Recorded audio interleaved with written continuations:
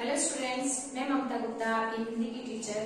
आज हिंदी व्याकरण के अंतर्गत जो मैं आपको टॉपिक पढ़ाने जा रही हूँ, हमारी रचना का भाग है पत्र लेखन। तो पत्र लेखन में आपको बताऊं कि हम एक दूसरे को चिट्ठियां लिखते हैं या फिर है ना जो हम अपनी कोई शिकायत या अपनी कोई बात किसी तक पहुंचाना चाहते हैं या किसी के हालचाल हमें जानना होता है। तो जब हमारे कहते हैं सगे संबंधी दूर रहते हैं, उनके बारे में अगर हमें जानना होता है तो हम इसके माध्यम से उनके बारे में जान सकते हैं। उसी के अंतर्गत मैं आपको इसके कुछ बातें आपको बताने जा रही हूँ, जो देखिएगा। ठीक है, हम स्टार्ट करते हैं पत्र लेखन। पत्र लेखन हमारा रचना का भाग है जो हिंदी व्याकरण के अंतर्गत आता है। हिंदी व्याकरण में रचना का भाग है पत्र लेखन। आप लोगों ने देखा होगा ये जो हमारे पेपर में आता है तो ये अधिक मार्क्स का आता है, यानी कि अधिक नंबरों का आता है, यानी कि 5 नंबर 10 नंबर इसके अंतर्गत आता है। तो इसको हमें पूर्ण मतलब समझदारी के साथ और सही तरीके से लिखना आवश्यक है। तो देखिए मैं आपको बताती हूँ पत्र। पत्र क्या है? यह एक ऐसा साधन है, ऐसा साधन या माध्यम है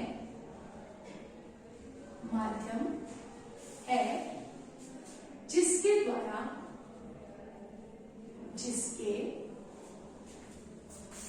द्वारा व्यक्ति दूर रहने वाले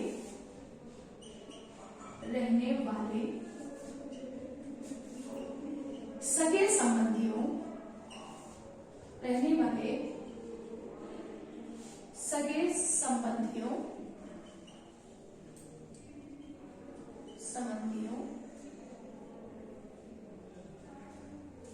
मित्रों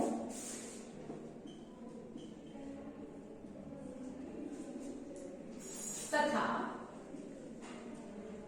परिजनों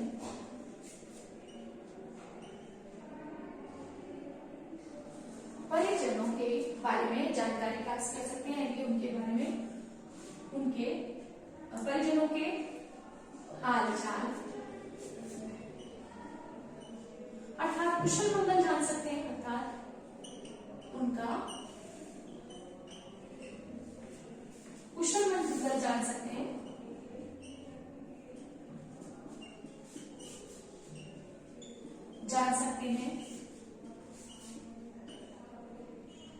और आवश्यक सूचनाओं का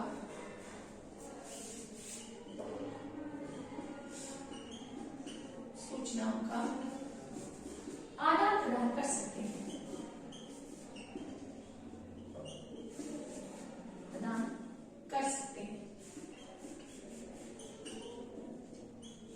देखिए जैसे कि मैंने आप लोगों को बताया कि जो ये पत्र लेखन है हमारे हिंदी व्याकरण के अंतर्गत रचना के भाग में आता है।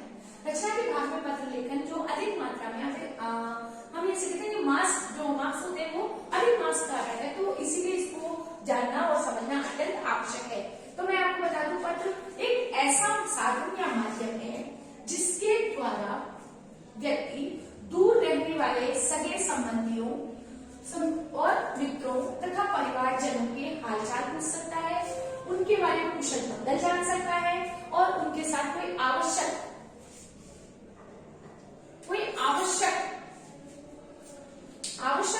जो सूचना उसको पहुंचानी है उसका आदान प्रदान कर सकता है। तो देखिए मैं आप लोगों को बताऊं कि जो पत्र लेखन है आपके आज ही काम नहीं आएगा कि आप सोचो कि हम पढ़ रहे हैं जब तक हमारे काम आएगा, तो नहीं, ये आपके जो काम आएगा वो आप ये देखिए कि आप जब बड़े हो जाते हो या किसी विभाग में या किसी जगह पर कोई एप्लीकेशन, आपको किसी तरह की कोई परेशानी चल रही है तो उसके लिए आपको एप्लीकेशन या प्रार्थना पत्र देना है या कोई पत्र देना है, तो उसके अंदर भी वो आपका कारगर सिद्ध होगा। कारगर सिद्ध ऐसे होगा जैसे मान लीजिए बिजली का ही ले लीजिए, बिजली की कटौती हो रही है, अत्यधिक मात्रा में कोई दिक्कत हो रही है या कोई बोर्ड का पेपर है मतलब आने वाला है और बिजली बार बार कट रही है, तो उसकी कंप्लेन आप बिजली विभाग में करेंगे तो आपके लिए ये चीज जो आपके लिए कारगर साबित होगी, यानी कि आपको साथ देगी। तो इसलिए इन चीजों का जानना आप लोगों के लिए आवश्यक है कि उसके अलावा आप अपने परिवारजन वाले को दूर रहते हैं तो उनके बारे में अगर हालचाल जानने के लिए आप इसका प्रयोग कर सकते हैं। तो इससे पत्र लेखन जानना जरूरी है।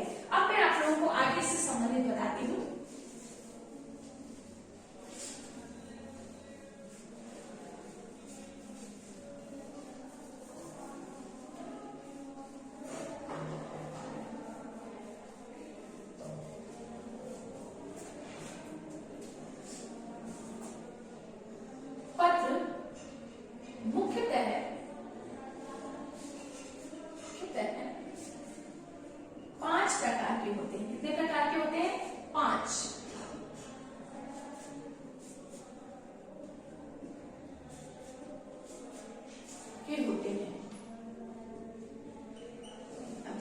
आप लोगों को बताने जा रही हूँ कि मुख्यतः जो पत्र लिखे जाते हैं वो कौन कौन से तरीके से लिखे जाते हैं वो मैं आप लोगों को बताने जा रही हूँ। जिसमें हमारा पहले नंबर पर आता है, हम बात करें तो व्यवहारिक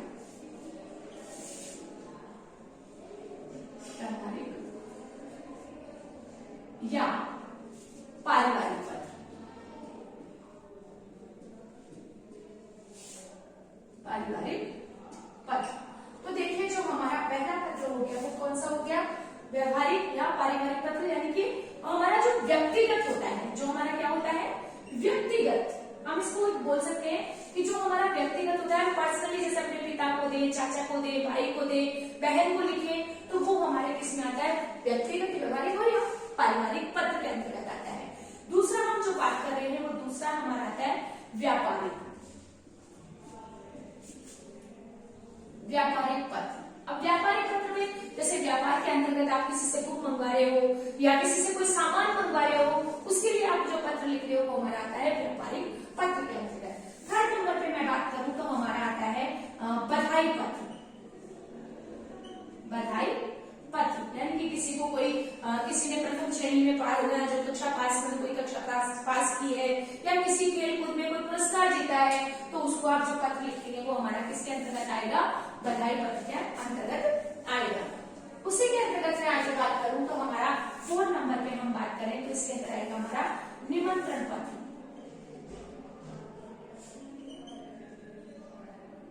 निमंत्रण पत्र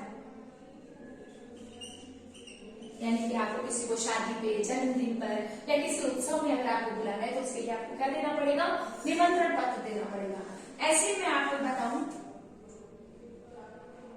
5 नंबर पे जैसे कि शिकायती पत्र।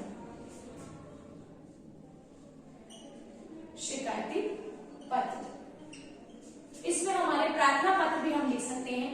जैसे कि हम किसी से प्रार्थना करें तो प्रार्थना पत्र के अंतर्गत भी आ सकता है, तो ये इसी के अंतर्गत आ जाएगा। जैसे कि मैं आपको बताऊं मुख्यतः हम 5 प्रकार के बता रहे हैं, जैसे कि व्यक्तिगत या पारिवारिक पत्र यानी कि अपने परिवारजनों को, अपने जो कहते हैं सगे संबंधियों को अगर आप पत्र लिखेंगे तो हमारा व्यक्तिगत और पारिवारिक पत्र कहलाएगा।